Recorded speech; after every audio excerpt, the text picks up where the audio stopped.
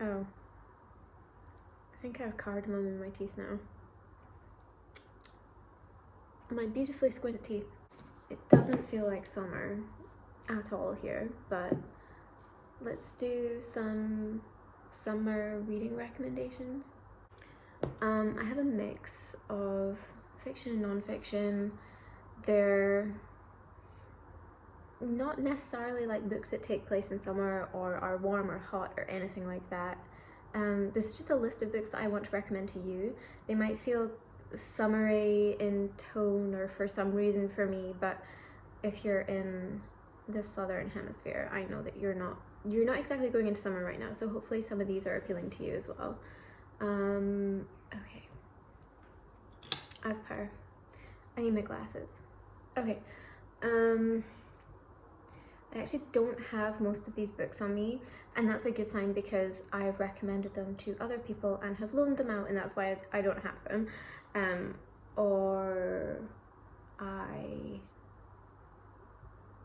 No, that's pretty much why I don't have them on me.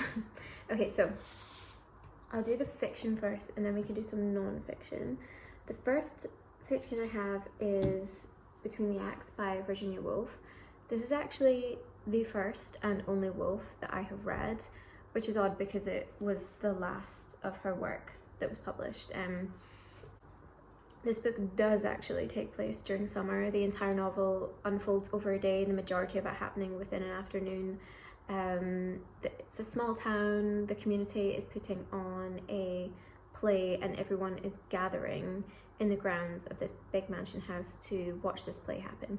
And yeah, this was my first Woolf, and so I had really high expectations and I kept putting off reading her writing because I do that with things that I feel like I'm really going to love. Like I have this hesitancy to like dive into it, and I'm not sure whether this should have been my first Woolf. I mean, I don't think it should have been my first Woolf, but I still really liked it. And I think the thing I loved most about this book wasn't the plot, wasn't the characters, wasn't anything like that. It was just the style of Woolf's writing is just gorgeous. There's so much musicality and rhythm to it. There's so much rhythm to it, and yeah, I just fell in love with her writing. I didn't necessarily connect much to the story or anything like that, but I really, really, really loved her writing style, her word choice, everything like that. And yeah, I could just soak up sentences from this book like again and again and again. I loved it so much.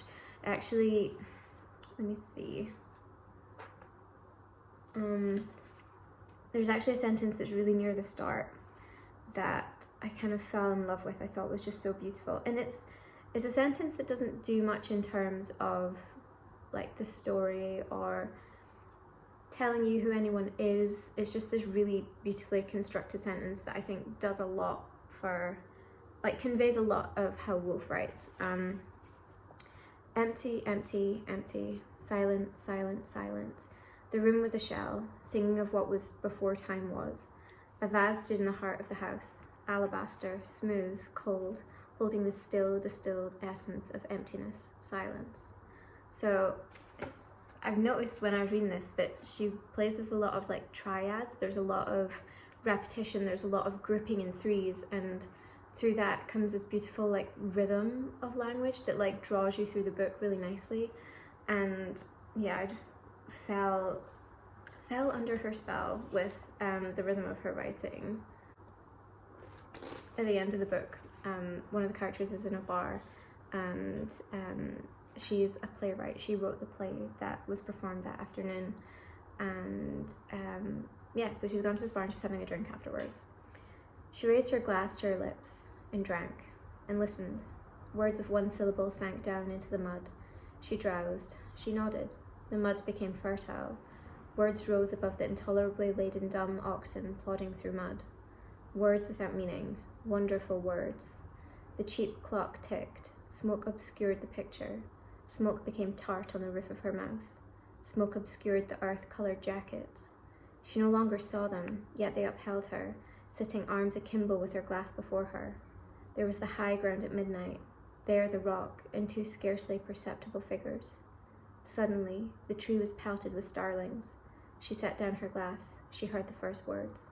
And that's the writer finding inspiration, and I felt, I love her writing so much, and I'm really excited to read more of her writing. I would really like to read To the Lighthouse next, I think. Maybe I'll be reading that this summer. Okay, next I've picked The Lost Daughter by Elena Ferrante, and this is a book that I recommend to pretty much everyone who's in a reading slump because it's very, very short, but it packs a punch. I feel like Ferrante is the best at having like a pounding, building sense of tension underneath the plot that's just like building and building, and you don't know if it's going to burst and you don't know when it's going to burst. And her writing often physically makes me feel unwell, and I don't mean that as an insult, I mean that in like the highest praise, because her writing just really like affects me. It really does something to me, and it is often that building of tension that makes me feel physically uneasy, and that happens in The Lost Daughter. But don't let that put you off. Like, I mean that, I say that with like the highest praise. So in The Lost Daughter we have a middle-aged woman who's an academic. She has taken herself on holiday, and she becomes somewhat overly interested in a family that are holidaying at the same place as her. There is a young mother with her young daughter, and she becomes overly observational about the interactions between them, and it causes her to reflect on like her own motherhood and her relationship with her two daughters, and the timeline kind of jumps back and forth between what her life was as a young mother and where she is now looking at this other young mother. And I just feel like Ferrante has a lot to say about being a woman, being a mother, and being a writer, and how do you balance all of these things, and how do you let yourself have all of these things within the one identity. And yeah, it's dark, but it's just beautifully written. I've also pulled a quote from this because I just love her writing so much as well. Languages for me have a secret venom that every so often foams up, and for which there is no antidote. I remember the dialect on my mother's lips when she lost that gentle cadence and yelled at us, poisoned by her unhappiness. I can't take you anymore. I can't take anymore. Commands, shouts, insults, life stretching into her words, as when a frayed nerve is just touched and the pain scrapes away all self-control. I feel like that really sums up this book so much. There's like something sizzling just underneath the surface, and you don't know when it's going to break. It's brilliant. I love it so much. And in the same vein of like dark summer recommendations, which is all you're going to get from me, very rarely would I read a light-hearted book.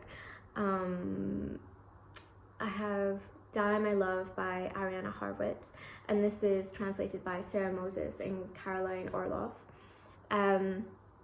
Again, this is about a woman trying to figure out motherhood.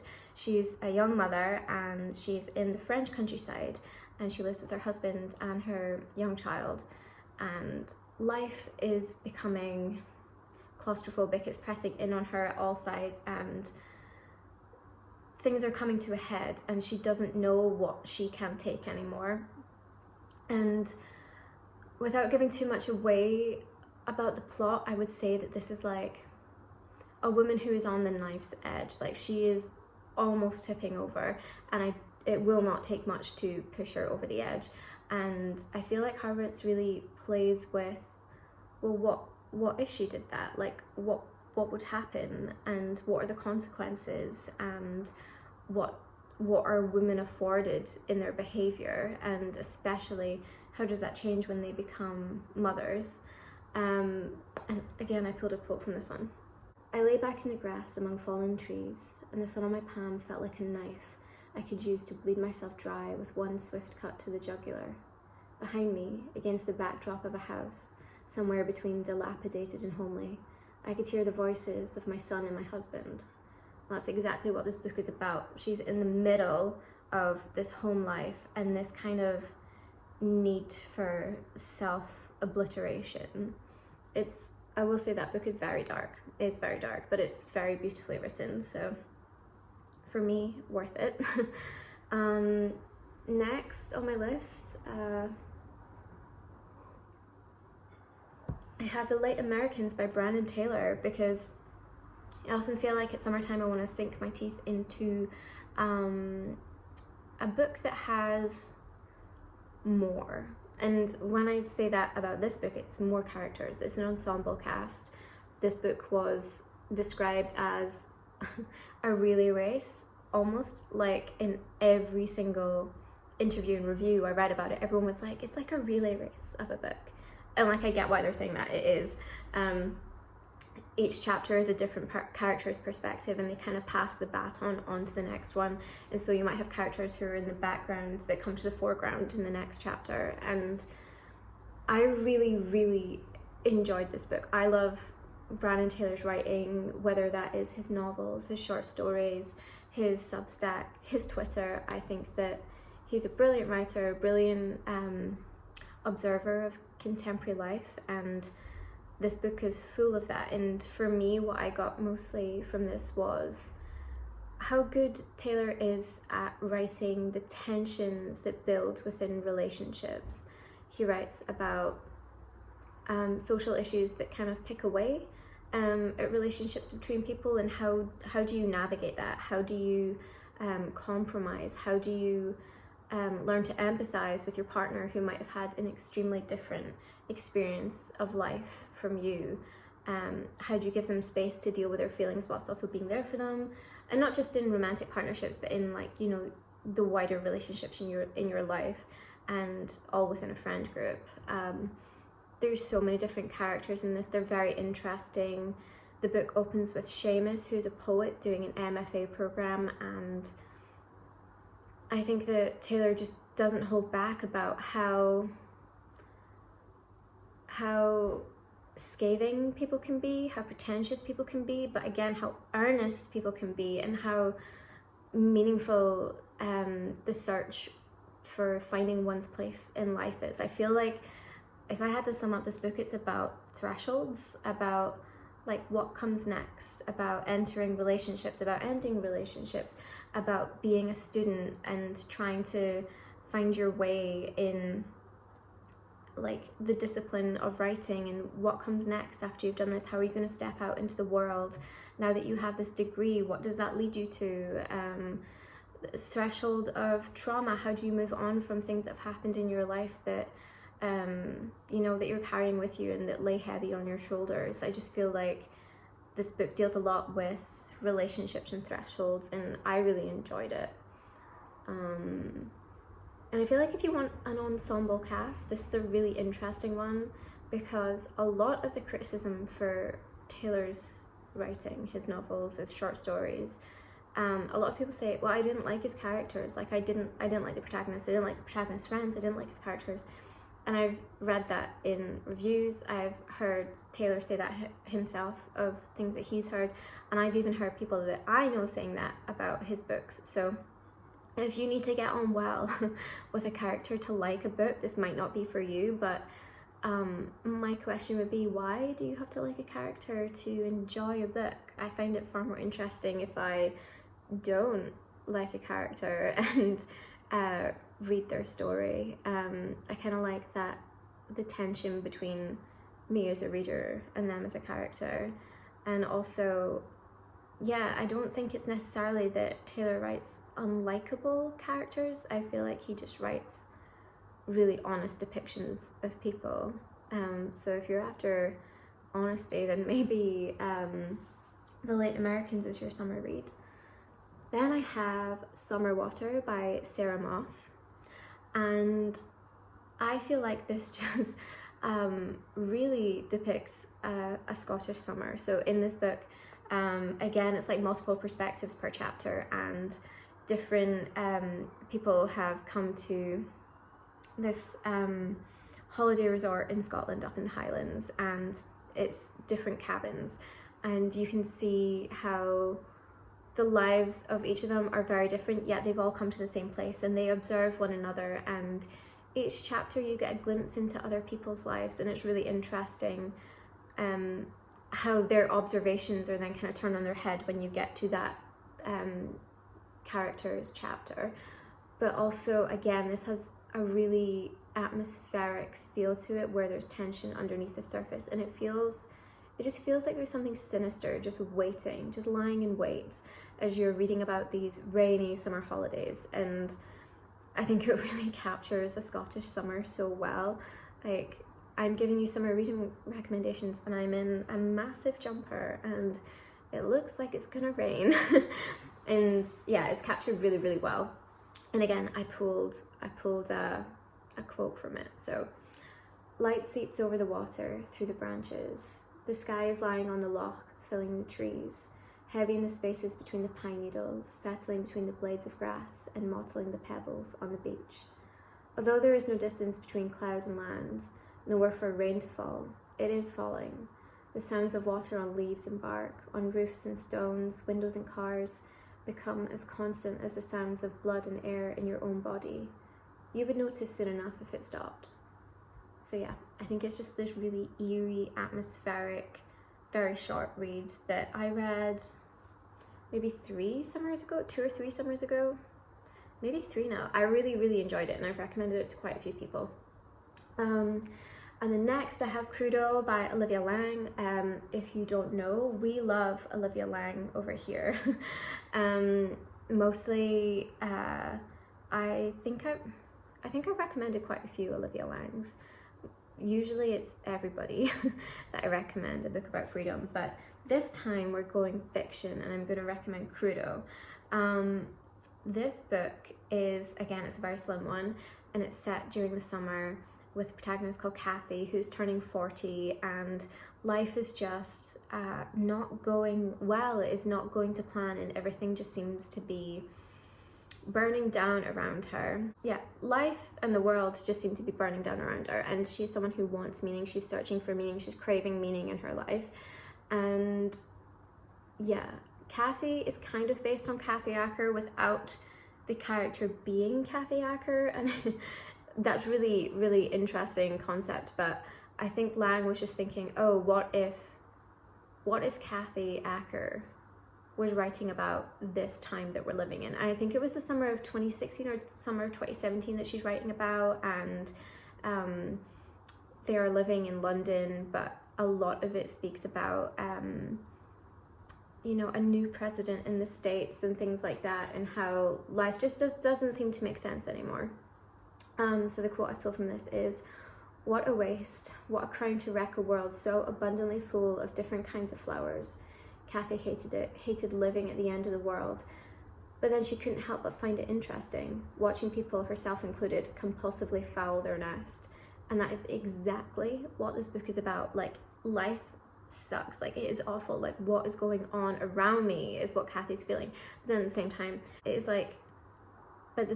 addictive to pull out all this information about what's happening and what's going wrong. You know, you're scrolling on Twitter, you are talking to your friends about it, you can't stop thinking about it, but at the same time, we know that this world is like abundantly full of good things as well. Like, why is it so hard to pull our focus onto the positive? I honestly think I read this a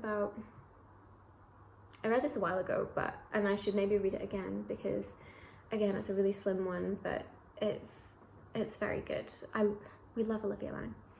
And then my last fiction is, if you want an experience this summer, if you don't just want to read something, but you want to have like a mind-altering experience through a book, my recommendation is Aquaviva by Clarice Lispector.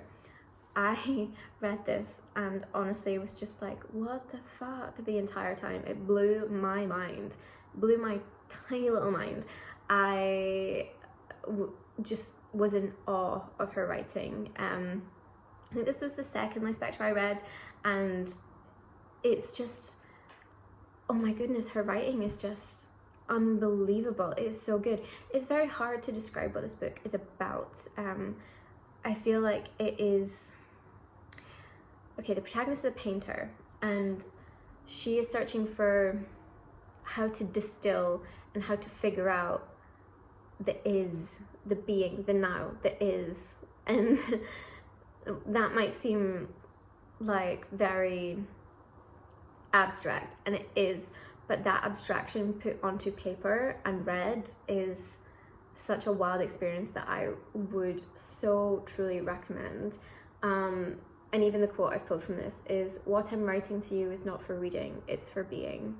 And I really want to read that again soon, because the way that I read it was I would read like a few pages and I'd have to put it down, and I felt like I just needed to sit with it and digest it and just think about it, and it felt really quite overwhelming. Like, this book did feel overwhelming. But I would really love to try and set some time aside and just kind of gulp it all down in one. Like, I feel like that's how it was supposed to be read and experienced, is like in a oneer, just down it. And yeah, if you're looking to like shock your system this summer and have a wild experience, then I would definitely recommend Aquaviva. Okay, on to the non-fiction. The first one I have for you is Lovebug by Daisy Lafarge. So one of my most recommended books ever is Paul by Daisy Lafarge. I recommend that book to everybody because I think it's a really good story. I think that Daisy's writing is just so beautiful, and like, that book is just such a good novel. But she came out with Lovebug towards the end of last year. I think it was October this came out, and it is non-fiction. Okay, so there's a lot of Lafarge is like kind of exploring the metaphors for love and for disease, and trying to explore and understand the vulnerabilities of intimacy and the vulnerabilities of the closeness to being with other people and being in love, the closeness that we have to just like things other than ourselves, and how sometimes they can cross over. And also just a really strange delve into microbial life. And this is like a weird, wacky book, and I loved it. And she also writes a lot about how important the meaning of language is, which, you know, is like catnip for me. But yeah, there's like this ongoing exploration and negotiation of like limits and thresholds and borders, and like when things cross over, and that can be between people. It could be how language merges and changes as the culture does. It can be how words bring meaning to things. It can be between, you know, your body and bacteria outside of you, and how that, you know, can come inside your body. Like, it's so strange, but I love this book. The lover is the one who gets sick by eating the apple of their own eye, bugs and all. I lose my head, but not my appetite. In love, we eat each other up. Part of love's vocabulary is digestive. It consumes and devours, it swallows, or else desires to be swallowed up. If love is how we eat each other, we eat in such a way that the meal is inexhaustible. So good. And if one source dries up, as the saying goes, there's plenty more fish in the sea. I love this book. I would recommend this to all my like other literary freaks who have an insatiable desire for words, and also love reading about desire and love and just like weird things. Like, this is for my weird people, because if you're watching this video, then that's probably you, because I'm definitely a weird girl. Next, something very different. Plant Dreaming Deep by May Sarton. So this is one of May Sarton's journals, and I read this at the start of this year. I think it was maybe at the end of it was either the end of last year or the start of this year. And Sarton's writing is like a salve. It's a balm. It's so calming. I always feel really validated by her writing, because she's someone who loves solitude. She loves writing. She loves reading. She loves her plants. She loves her home, and she just loves the moments of inspiration that come to her, and she can be inspired really easily. And it's just really beautiful to read somebody's journal that's full of quiet moments that wouldn't necessarily be like of interest to most, but you just see this real appreciation for the everyday and for what life offers us in terms of, you know, nature and small rituals and just getting to know yourself better and honouring what you love. And this is a really beautiful quote. Solitude itself is a way of waiting for the inaudible and the invisible to make itself felt. And that is why solitude is never static and never hopeless. On the other hand, every friend who comes to stay enriches the solitude forever. Presence, if it has been real presence, does not ever leave. I just think that's really beautiful. It's about, you know, loving being by yourself and knowing that that's not boring, knowing that it's always leading somewhere deeper, but also the point of having real good relationships in your life and how they truly form you, and how that the impressions on that people leave on us, you know, they're deep and they don't ever leave, so we're never really alone. Love that book. Then I have an essay collection by Elvia Wilk called Death by Landscape, and I read this, I think it was last year. Yeah, it was last year. We did it with my book club, and most people really loved this. I've recommended it a lot since then. It is an essay collection that seems to span so much, and at first I was like, what is linking these things? But I realized that what is linking these things is Wilk's passion and her just like drive to understand things, and I really loved the variety in the book. So the title essay is the first one, Death by Landscape, and that is taken from Margaret Atwood's short story, which I then sought out and read and was great. And it's about, you know, our relationship with nature within literature, especially when it pertains to women.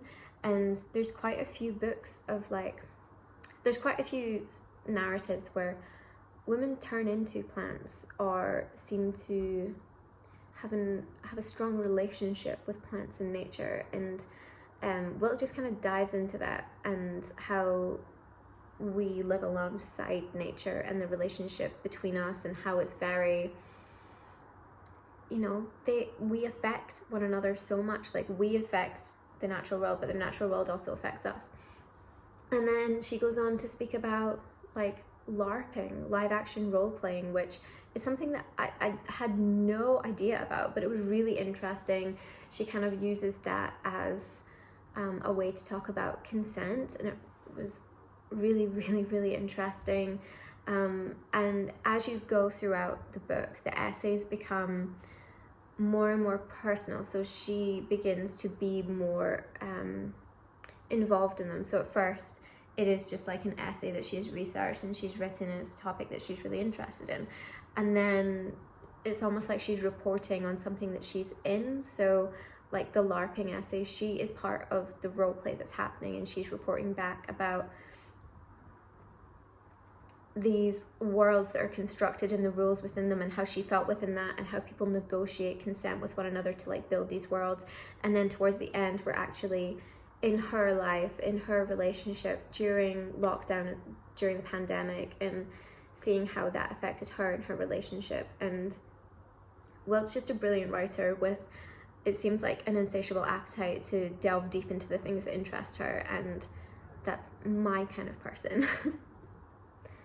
Then I have The Last Supper, A Summer in Italy by Rachel Cusk, which just seems like just such an easy pick for a non-fiction during summer.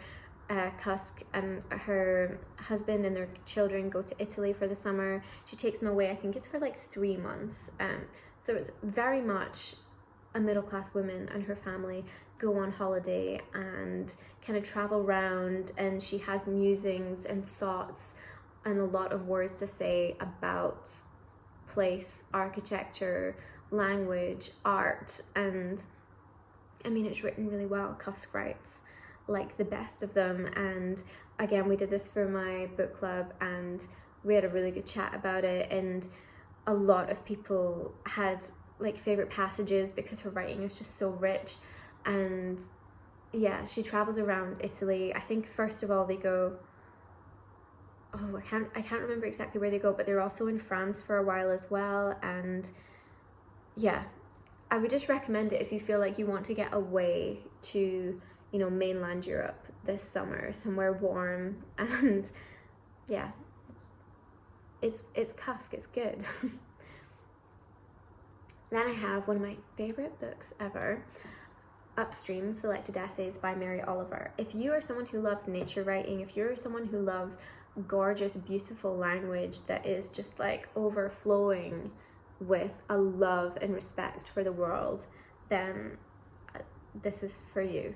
Mary Oliver writes about the writers that inspired her. She writes about how she is inspired by the land that she lives on and the relationship that she has with the nature around her, and I just feel like her poetry and her prose on nature is just some of the most beautiful writing that I've ever read. And I feel like nature writing really feels right to me in the summer, maybe because I spend more time outside in the summer because it's not bitterly cold here, but I think this is like, if you want a breath of fresh air, if you want to take a sip from a cool stream, if you want to smell the roses, then this is the book for you.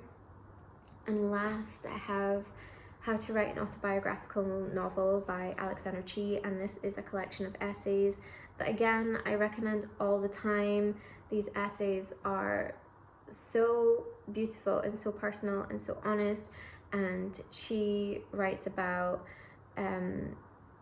being a student in learning to become a writer, speaks about being part of the queer community and protesting, speaks about growing a rose garden. Like, it is varied, but the thread that held it all together for me was just like how vulnerable and honest and personal it felt, and it honestly felt like an honor to be granted the privilege to read these words.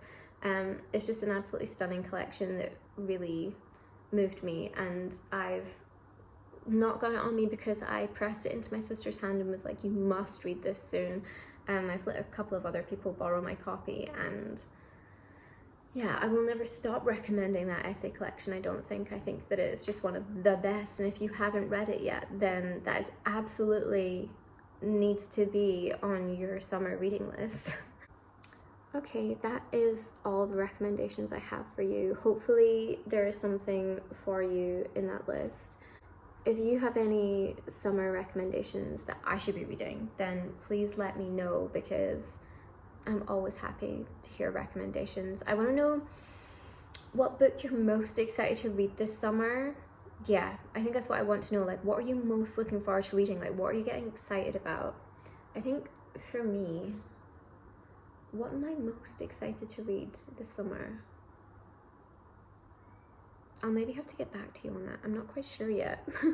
I have a few books that I'm really looking forward to reading, but the mood has not been right to pick any of them up yet. I'm currently reading Loped by Shola von Reinhold for my book club, and let me tell you, for someone who usually dabbles in writing that is quite economic and like minimalist, this is heady, it is maximalist, and it's like really exciting to be reading something that's so unashamedly like lavish. I kind of love it. But yeah, I want to know what you're excited to read. I hope you're having a lovely day wherever you are, and I will speak to you soon.